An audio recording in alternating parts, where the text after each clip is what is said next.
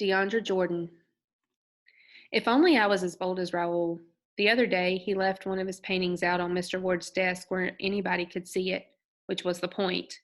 He sometimes works at Mr. Ward's desk during lunch. The wet paintbrushes sticking up out of the jar are always a sign that he's been at it again. So, of course, anybody who glances over in that direction will be tempted to stop by and look. This particular painting was rough, but anyone could tell it was Raoul, a self-portrait. He'll probably hang it in class. Back in September, Mr. Ward covered two of the classroom walls with black construction paper and then scattered paper frames up and down the walls, each on a different size and color. Now half of the room looks like a sort of art gallery, which was the idea. We're supposed to use the paper frames for our work. Whether we put up poems or photographs or even paintings, it's up to us, as long as the work is ours and we can tie it in with our study of the Harlem Renaissance. I guess Raoul's self-portrait fits since we've been talking a lot about identity. He'll probably put it up next to his poem. You should have seen him hang that thing. You'd think he was handling a $1 million masterpiece the way he took his time placing it just so. If you look close, you can see the smudges where he erased a word or two and rewrote it. Mr. Ward must be in shock. He can never get Raoul to rewrite a lick of homework for anything else. And don't even talk to him about checking his spelling. He'll launch into a tirade on you in a minute. What? He'll snap. You think Puerto Ricans can't spell? Forget it.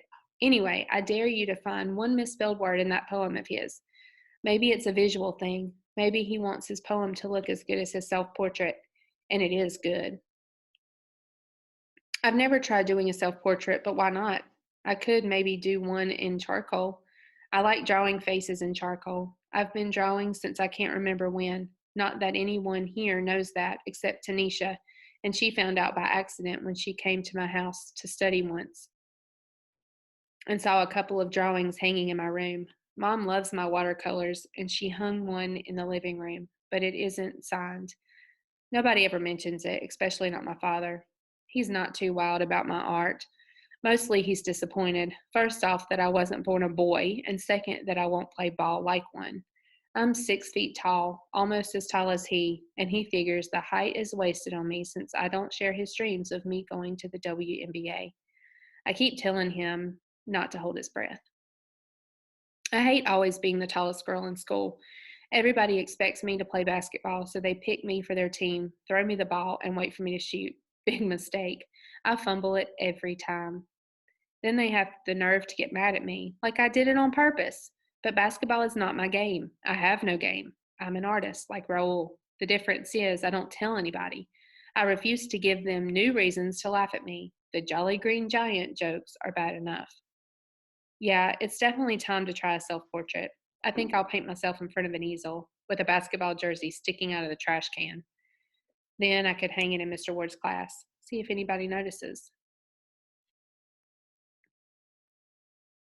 If by Deandra Jordan.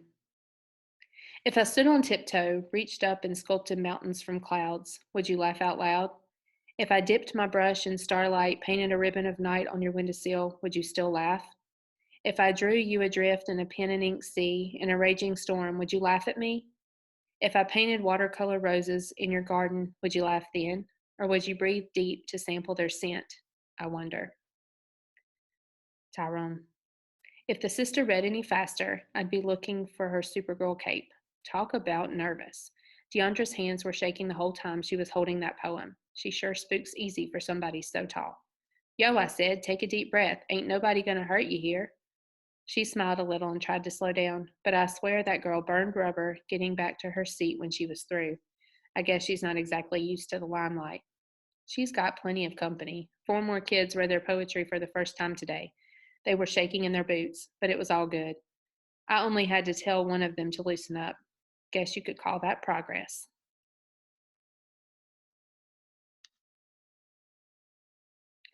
Devon Hope, jump shot.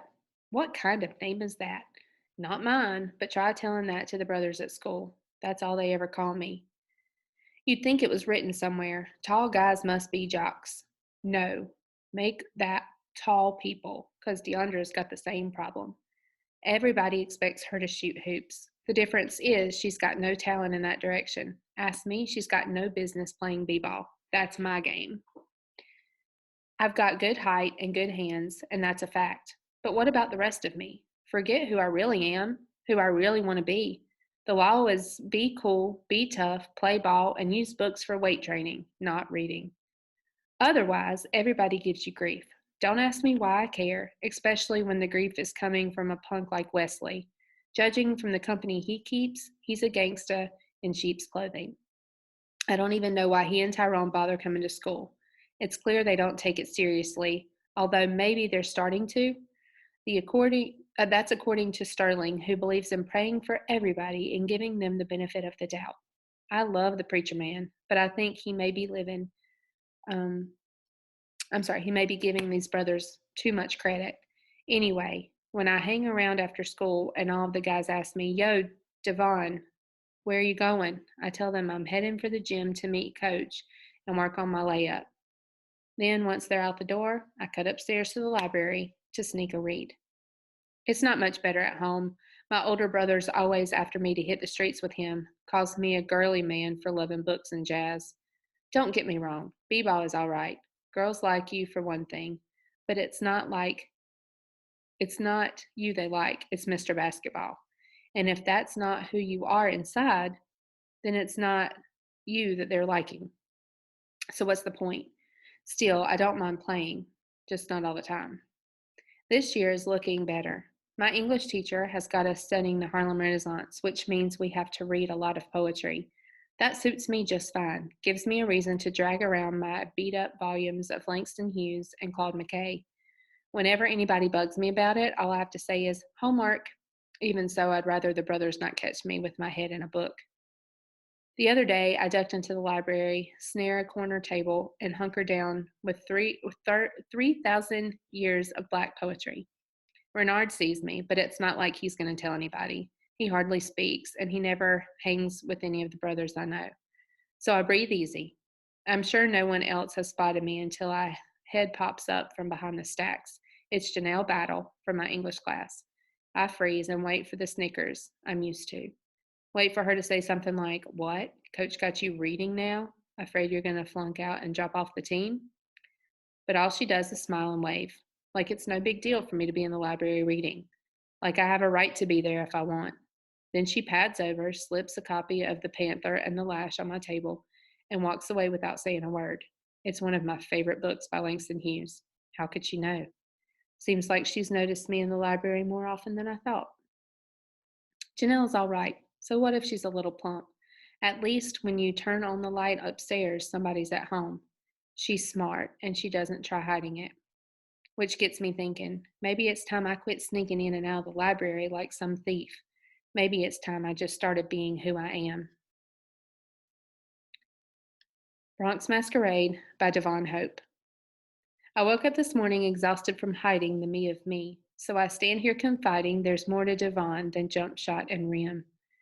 I'm more than tall and lengthy of limb. I dare you to peep behind these eyes, discover the poet in tough guy disguise. Don't call me jump shot, my name is Surprise. Tyrone. Shoot, if I had moves like Devon, I'd be cruising cross court with Scottie Pippen. That's probably what the brother's going to end up doing anyway, 'cause he ain't half the word man I am. Of course, I've probably been at it longer. He might get better. I said might. And who knows? Muhammad Ali was a boxer and a poet. Maybe it's time for another hoop man to rise to the occasion and show Shaquille he ain't the only word man on the court.